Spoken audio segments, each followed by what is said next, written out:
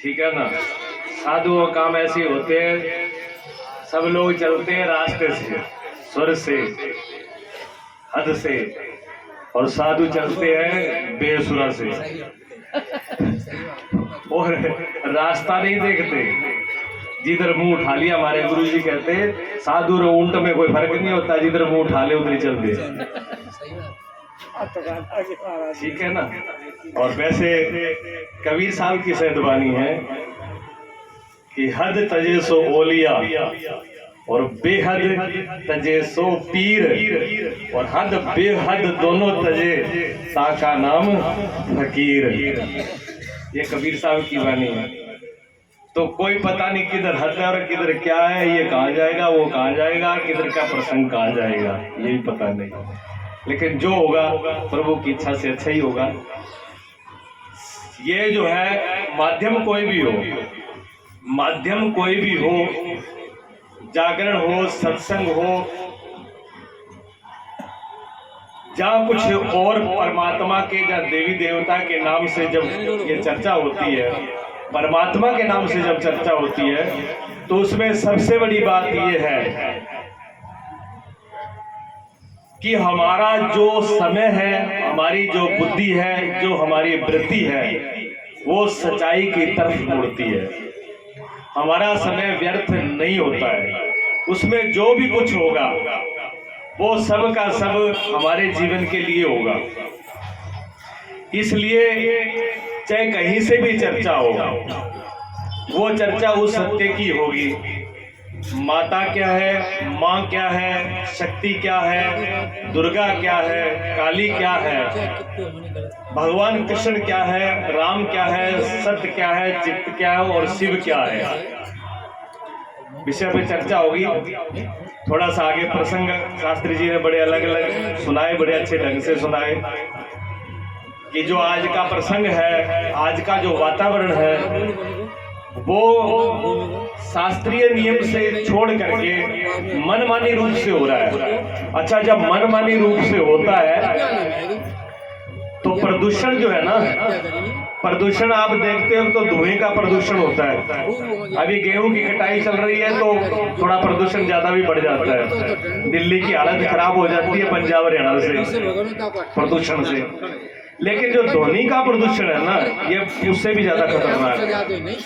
और जो ये मोबाइल का प्रदूषण है ना, जो इंटरनेट का, ये उससे भी ज्यादा खतरनाक है। अच्छा, क्यों खतरनाक है? जो बाहरी चीजें हैं हमको दिख रही है ना, वो मोटे रूप में वो इतनी कभी नुकसान नहीं करती, लेकिन जो बहुत सूक्ष्म और बारीक होती है वो बहुत ज्यादा नुकसान करती है। क्योंकि जितनी सूक्ष्म होती है चीज, जितनी बारीक चीज होती है वो उतनी व्यापक होती है, उतनी बड़ी होती है, उसकी शक्ति बड़ी होती है। कैसे? जैसे आपके हाथ, अब हाथ से आप मारोगे किसी को तो कितनी दूर तक मार सकते हो?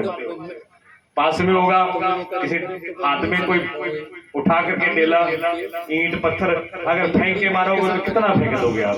100 फुट, इससे ज्यादा नहीं है। लेकिन अगर आप आंखों से अगर मार करोगे तो आपकी आंख जो है 3 किलोमीटर तक मार करती है, ठीक है ना।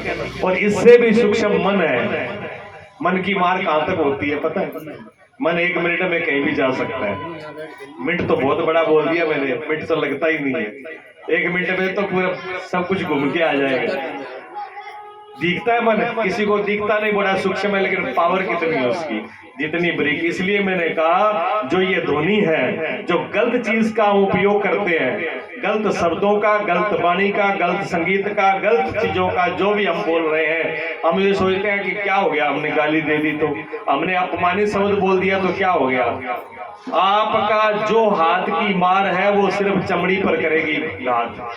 किसी को मारोगे आप तो उसका आघात मात्र चमड़ी पर होगा, इससे आगे नहीं जाएगा। लेकिन अगर शब्द की चोट लगी तो सीधी हृदय पे जाएगी, आर पार कर देगी। शब्द की चोट से जो मार होती है वो कभी भी ऊपर से तलवार और गोली से नहीं होती है, वो घाव मिल जाते हैं, लेकिन शब्दों के घाव मिलते नहीं है, इतने गहरे हैं। इसलिए का शब्द सोच करके बोलिए। शब्द अगर हम सोच लें, वाणी को अगर हम कंट्रोल कर लें, तो सबसे बड़ा एक सूत्र हम बता रहे हैं, चाहे सास बहू का झगड़ा हो, चाहे बाप बेटे का झगड़ा हो, चाहे मित्र मित्र का झगड़ा हो, चाहे पड़ोसी पड़ोसी का झगड़ा हो, किसी का भी झगड़ा ए टू जेड अगर एक वाणी को कंट्रोल कर लो तो 90% झगड़े समाप्त हैं। लेकिन हम सोच के नहीं बोलते हैं। दूसरी बात, हम अपने से बड़ों का सम्मान करना भूल गए।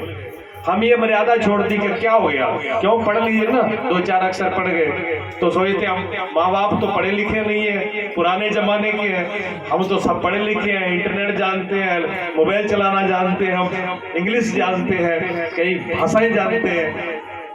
चाहे कितनी इंग्लिश और भाषा और नेट जानते हो, लेकिन जो बड़ों ने अपने जीवन के अनुभव से सीखा है वो नहीं मिलेगा। चाहे रात दिन आप उंगलियां नेट पे चलाते रहना, वो तो बाल जो है ना सफेद ऐसे नहीं आते।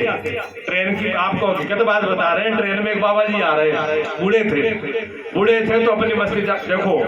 पुराने आप देखिए जितने भी बुजुर्ग हैं, जितने भी वो संयम से चलते हैं, हर बात का संयम रखते हैं, तो संयम से चलते हैं तो बोलना और सब उनका वो था। तो ट्रेन खाली था, डिब्बे का एक पोर्शन, आराम से बैठे तो उन्होंने कहा आराम से बैठे, कुछ नहीं तो अपना भजन माला निकाली झोले में से और अपना माला में जाप कर रहे हैं। अगले स्टेशन पे क्या हुआ कि 10-12 कॉलेज के पढ़ने वाले पढ़े लिखे व्यक्ति, अभी तो वो अनपढ़ बैठे थे बेचारे, भजन कर रहे थे। भगवान का अब आए पढ़े लिखे हमारे आज के नौजवान, अब पढ़े लिखे वो चुप तो रह ही नहीं सकते। देख लेना आप कॉलेज के बच्चे अगर चुप रह जाएंगे तो खड़े होकर देख लेना, रोक कर लेना, हमने किया अपने जीवन। अब वो जहां जाएंगे, बस स्टैंड पर, रेलवे स्टेशन पर, जहां भी खड़े होंगे वो बंद नहीं हो सकते, उनकी अपनी बात जारी रहेगी। अब जैसे डब्बे में गए उन्होंने उधर शुरू किया, बाबा ने कहा भले मानस आप पढ़े लिखे बच्चे हो, अच्छे हो, बहुत अच्छे हो। अरे बाबा तुम काहे का लेके बैठ गए, राम राम क्या होगा, राम राम से चुप हो जाए। अरे विज्ञान है, आज साइंस है, साइंस और विज्ञान ना होता तो ये ट्रेन भी ना मिलती आपको, पैदल चलते, राम राम करने से कछु होता है। ठीक है, कछु तर्क कहीं तक उनका भी सही है, लेकिन तर्क देने वाला हो बात तो वहां करे ना कि कौन सा तर्क कहां पे लगता है। जब हनुमान जी और अर्जुन की जब बात हुई थी तो हनुमान जी ने कहा कि हमने पुल बनाया, तो अर्जुन ने कहा क्या पुल बनाया, आपने इतने बानरों का परिश्रम कराया, अगर ऐसे भगत थे तो मेरे अर्जुन अकेला ही मैं पुल बना के तैयार कर देता। तो हनुमान जी ने कहा वो तो बानरों ने बनाया था इसलिए सब लोग पार हो गए, अगर तुम्हारे जैसे का बनाया होता तो हमें जैसा एक बानर भी पार ना होता। शर्त हो गई, बड़ी बड़ी लंबी चौड़ी बात है लेकिन प्रसंग बदल जाएगा।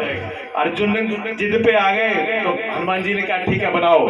अर्जुन ने बाण का अनुसंधान किया और पुल बनाकर खड़ा कर दिया। हनुमान जी ने कहा अगर हम अकेले पार हो गए तो हम हार स्वीकार कर लेंगे और जो तुम कहोगे जिंदगी भर तुम्हारा पानी भरेंगे। अब हनुमान जी जय श्री राम करके जैसे कूदे, पुल का मालूम ही नहीं कहां चला गया। ये जो विज्ञान का अनुसंधान है ना वो ऐसे ही है जैसे अर्जुन का था, 1 मिनट में पता नहीं कहां चला जाए। ये मोबाइल वालों का संबंध कैसे है, मोबाइल के संबंध ऐसे ही है। मोबाइल पे शादी होती है, मोबाइल पे रिश्ते होते हैं, मोबाइल पर ही सब कुछ हो जाता है और 2 दिन बाद में मालूम पड़े कि मोबाइल भी गया और बहू भी गई और दूल्हा का तो पता ही नहीं है कहाँ है, जेल में है कि किसी तीसरी जगह पे है। ये हालत है, ये इंटरनेट खतरनाक है। मोबाइल में खुदकुशी तो कर लेता है, देख ले मैं मर रहा हूँ, देख ले लटक दो। तो ये जो है ये प्रदूषण खतरनाक है। शास्त्री जी बोल रहे थे, बिल्कुल सही बोल रहे थे।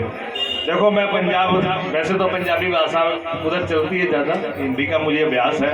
आप लोग हिंदी तो समझ रहे हो ना, कोई बात समझ नहीं आए तो बता देना, ठीक है। तो ये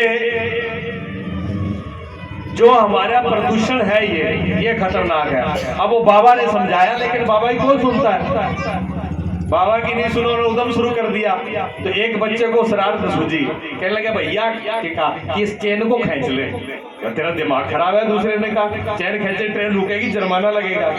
उसने कहा जुर्माना तो देखी जाएगी पर हमने कभी खींची नहीं, कैसे रुकता है, इसको खींच के देखना जरूर है। अब तो बच्चे तो बंदर जैसे ही होते हैं। तो उन्होंने कहा पहले पैसे निकाल लो। अब 12 लोग थे, उन्होंने 100 रुपए निकाले, 1200 रुपए लेकर के एक लड़के में रख दिए, खींच। देखा जाएगा, ये तो मजा ले ही लो। अब उन्होंने चैन खींची, ट्रेन रुक रही थी, ट्रेन रुक गई और लोकेशन ऐसा होता है तुरंत वहीं आएगा टीटी और पुलिस तुरंत आई। उन्होंने कहा बोलो चैन किसने खींची है? अच्छा, लड़कों का दिमाग बहुत पढ़े लिखे थे ना, उन्होंने कहा साहब हमने नहीं खींची, ये बाबा बैठा है, ये बाबा बैठा चुपचाप, ये बहुत खतरनाक है, ये सब काम इसी की है। हाँ, अब 12 एक तरफ, बाबा एक तरफ, और जमाना किसका है? वोट का जमाना है, वोट का। 99 शरीफ आदमी एक तरफ हो और 100 बेईमान एक तरफ हो, एक वोट ज्यादा वाला जीत जाएगा, 99 हार जाएंगे, 99 सत्ते भी हारेंगे। जमाना ऐसा है, ये वोट का जमाना ऐसा है। एक वोट अगर बदमाश की तरफ ज्यादा चला गया तो वो राजा है, आप जो मर्जी करो। वो तो 12 थे एक तरफ, बाबा एक, अब क्या चलती।